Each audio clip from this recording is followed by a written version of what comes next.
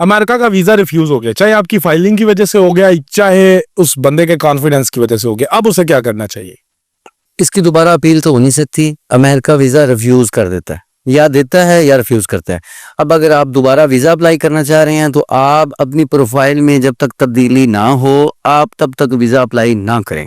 Profile में तब्दीली आप इस तरह ही लेके आ सकते हैं कि आप 1 या 2 कंट्रीज़ का वीज़ा लें और वहाँ का ट्रैवल करके वापस आएँ, और जो पहले इंटरव्यू में थर्ड पार्टी बन के सोचें, वीज़ा ऑफिसर और एप्लीकेंट बन के ना सोचें। आप थर्ड पार्टी बन के सोचें कि आपके कॉन्फिडेंस लेवल में कोई कमी थी, आपसे कोई उसने सवाल कुछ और पूछा, आपने जवाब कुछ और दे दिया था।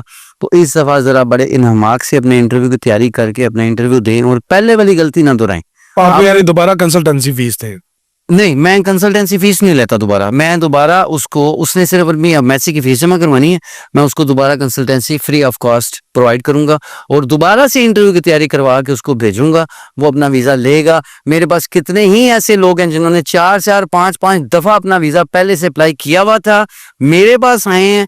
तो राइट इन्फॉर्मेशन, राइट गाइडलाइन हमने जब उन्हें दी है तो उन्होंने कहा सर पहले 4 दफ़ा हमने वीज़ा अप्लाई किया है, किसी बंदे ने ये बातें नहीं बताई, आपने बताई हैं, तो आपकी वजह से हमारा वीज़ा लगा है। वीजा लग जाता लोगों का? वीज़ा लग जाते, दोबारा इंटरव्यू देने पे लग? दोबारा इंटरव्यू देना पड़ता है। बिल्कुल ठीक।